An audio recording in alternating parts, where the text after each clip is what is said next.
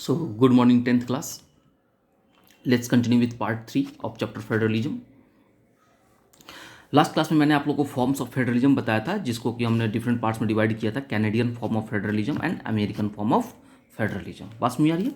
इसको हम different name से भी जानते हैं, जिसको हम आगे कंटिन्यू कर रहे हैं इसी फॉर्म्स ऑफ फेडरलिज्म को. Also known as holding together federation.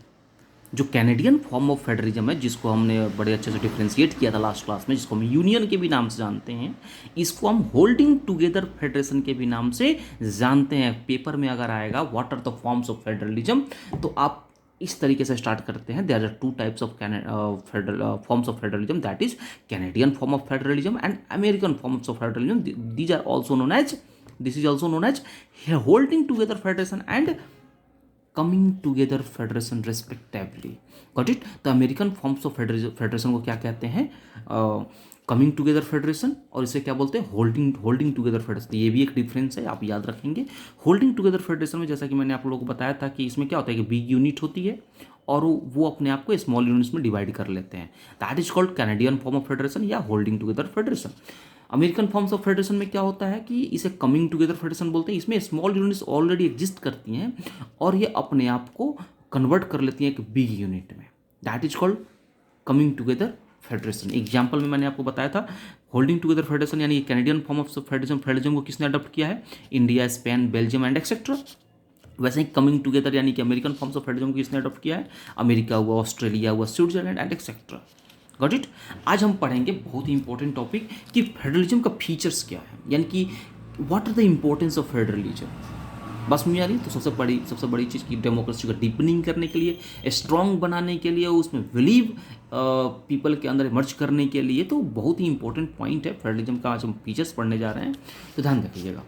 तो इसका पहला फीचर क्या है कि भाई फेडरलिज्म 2 और मोर लेवल्स ऑफ गवर्नमेंट में डिवाइडेड होती है. ऑलरेडी आपको मैंने बता रखा है कि फेडरलिज्म हमारे इंडिया में तो कॉम्प्रिहेंसिव वे में फेडरलिज्म को अडॉप्ट किया गया है, जिसको हम किस नाम से जानते हैं? जैसे कि 3 लेवल्स में डिवाइड कर दिया गया है, सेंट्रल लेवल, स्टेट लेवल और विलेज लेवल. तो 2 और मोर लेवल्स ऑफ गवर्नमेंट में फेडरलिज्म में पावर्स गवर्नमेंट डिवाइडेड होती है. Both levels of the government govern the same citizen. Obviously central government हो, स्टेट गवर्नमेंट हो या विलेज गवर्नमेंट, खाली गवर्नमेंट डिवाइड हुई है, पीपल डिवाइड नहीं हुए. सारे पीपल तो सेम ही है, सब इंडियंस ही हैं. और सारी गवर्नमेंट इन्हीं इंडियंस को क्या करती है? गवर्न करती है, सर्विस प्रोवाइड करती है. Got it?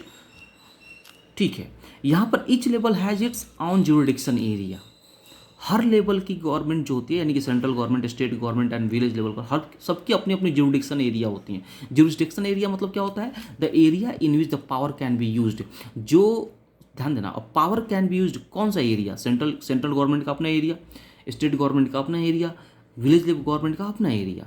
पीपल सेम है, लेकिन उनको क्या बताओ ना, सेंट्रल गवर्नमेंट के प्रेशर कम तो हुए हैं. सेंट्रल गवर्नमेंट क्या करेगी? स्टेट गवर्नमेंट के पास नहीं जाएगी. सेंट्रल गवर्नमेंट पूरे कंट्री पे वर्क करेगी. पास में आ रही है? कोई अगर अपने पॉलिसीज़ को इम्प्लीमेंट ढंग से नहीं कर पा रहा तो सेंट्रल गवर्नमेंट उनकी हेल्प करेगी. तो यहाँ पे हेल्प की फीलिंग है, टीम फीलिंग है. बस में यहाँ पे सेपरेट होने की फीलिंग नहीं है. तो यहाँ पे ज्यूडिक्शन का तो क्या होता है? The area in which the power can be use. Central government का अपना एरिया है और इस एरिया को किस नाम से जानते हैं? ज्यूडिक्शन. ज्यूडिक्शन मतलब क्या? जहाँ पे वो अपनी पावर यूज कर सकती है. और ये जो आप बोलोगे कि सर कन्फ्यूजन नहीं होगा कि सेंट्रल गवर्नमेंट क्या है कि अपनी पावर यूज करेगी, स्टेट गवर्नमेंट अपनी पावर यूज करेगी, ये कौन डिसाइड करेगा कौन सी पावर सेंट्रल गवर्नमेंट की है, कौन सी पावर स्टेट गवर्नमेंट की है? गवर्न तो सेम सिटीजन को करना है. बिल्कुल सही कह रहे हो आप. इसमें क्या होता है कि कॉन्स्टिट्यूशन में सबके पावर को क्या कर दिया गया है? मेंशन किया गया कि सेंट्रल गवर्नमेंट का ये पावर है. उनकी एक लिस्ट बना दी गई, आप ये काम कर सकते हो, आपके पास ये पावर है. स्टेट गवर्नमेंट के पास आपके पास ये पावर है. You state government have these powers and state government have the power to make the laws on these subjects that are allotted to the state government. Got it?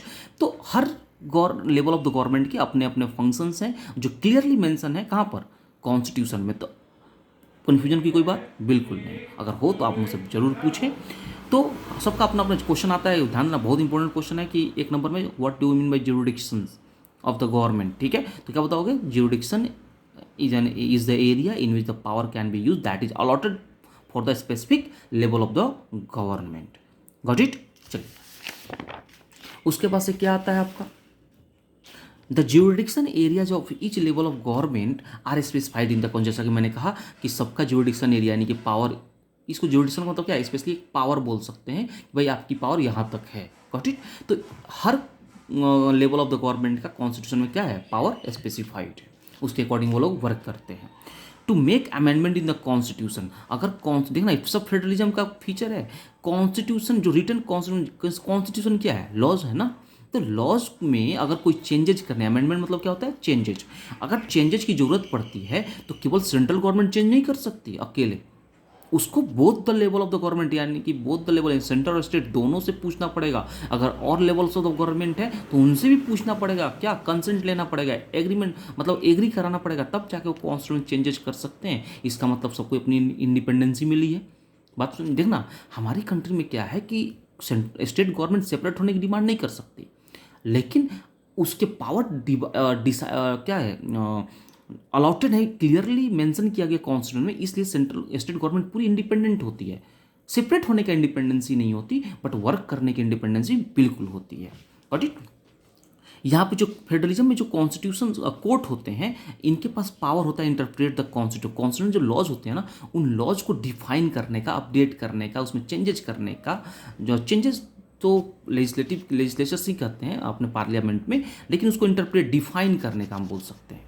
बस में आ रही है, define करने का पावर किसके पास है, court के पास है। ठीक है, बनाने का पावर, ध्यान देना, लॉज बनाने का पावर किसके पास होता है, मेकिंग ऑफ द लॉज किसके पास होता है, पावर लेजिस्लेचर्स के पास। ठीक है, लेकिन यहाँ पर क्या है कि पावर जो है कोर्ट के पास जो है वो खाली डिफाइन करने का है। Got it. The highest court मतलब क्या, कोर्ट का भी अपना अपना क्या है, एक सीक्वेंस होता है, जिसमें कि क्या बोलते हैं उसे, सुप्रीम कोर्ट है, स्टेट को, इसके भी लेवल्स हैं। ठीक है, तो जो हाईएस्ट कोर्ट होती है हमारी कंट्री में, कौन सी हाईएस्ट कोर्ट है, सुप्रीम कोर्ट। ये एम्पायर की तरह एक्ट करती है, कब, जब किसी भी लेवल ऑफ द गवर्नमेंट, किसी भी टू और मोर लेवल ऑफ गवर्नमेंट में डिस्प्यूट हो जाए, सेंट्रल स्टेट में डिस्प्यूट हो जाए पावर को लेकर के। ठीक है ना, तो इसका डिसीजन कौन लेता है, highest court, supreme court. Revenue का सोर्स, रिवेन्यू मतलब क्या, इनकम का सोर्स, सेंट्रल गवर्नमेंट का, स्टेट गवर्नमेंट का, विलेज लेवल का, सबका मेंशन है कहाँ पर, कॉन्स्टिट्यूशन, भाई आप यहाँ से रिवेन्यू कलेक्ट कर सकते हैं, इसमें सेंट्रल गवर्नमेंट इंटरफेयर नहीं करेगी, स्टेट गवर्नमेंट इंटरफेयर नहीं करेगी, विलेज लेवल इंटरफेयर, सबके अपने अपने एरियाज हैं, आप वहाँ से रिवेन्यू कलेक्ट कर सकते हैं।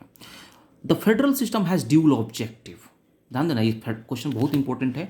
क्वेश्चन ये भी आ सकता है, what are the why federal system has a dual objective, तो बताओगे कि ये जो ड्यूल ऑब्जेक्टिव मतलब क्या, इस ये फेडरल सिस्टम अपनाने से ना दो दो काम हमारे होते हैं, यानी कहते हैं ना एक तीर से दो निशाना, तो फेडरलिज्म अडॉप्ट कर लो, दो चीज़ें अपने आप, दो प्रॉब्लम्स का अपने आप सॉल्यूशन निकल जाएगा। कैसे, तो देखना, पहला सॉल्यूशन क्या है कि safe guard and promote unity. अब बताओ ना, कंट्री में यूनिटी प्रमोट होती है, centre state village level, different caste, different community, ये सब लोग क्या करते हैं, अपने अकॉर्डिंग रूल्स बनाते हैं, अपने विलेज के, अपने लोगों के इंटरेस्ट के अकॉर्डिंग रूल बनाते हैं। इससे क्या होता है कि सबको इंडिपेंडेंसी प्रोवाइड होती है और इससे यूनिटी प्रमोट होती है। ठीक है, और दूसरा, रीजनल डाइवर्सिटी को भी एकोमोडेट किया जा सकता है। रीजनल डाइवर्सिटी मतलब क्या, हमारी कंट्री में आपको पता है ना कि पंजाब भी है, बिहार भी है, कश्मीर भी है, नॉर्थ ईस्ट भी है, उसका तमिलनाडु भी है, महाराष्ट्र भी है, केरला भी है, सबके अलग अलग लैंग्वेज हैं, रिलीजन्स हैं, रिचुअल्स हैं, सबकी अपनी अपनी गवर्नमेंट भी है, सेंट्रल गवर्नमेंट अलग है, तो लेकिन फिर भी ये जो स्टेट गवर्नमेंट है उन लोगों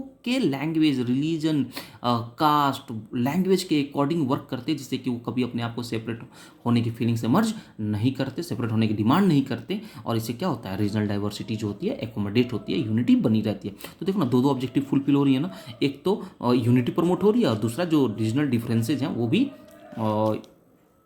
पीसफुली रन कर रही हैं। Got it. तो ये रहा फीचर्स ऑफ फेडरलिज्म, बहुत ही इंपॉर्टेंट टॉपिक था आज का, तो इसे आप नोट डाउन करें, लर्न करें, और कोई भी आपको डाउट और इशू हो तो can ask me any time. Got it. तो wait for the next video and let's see. Thank you and नमस्ते।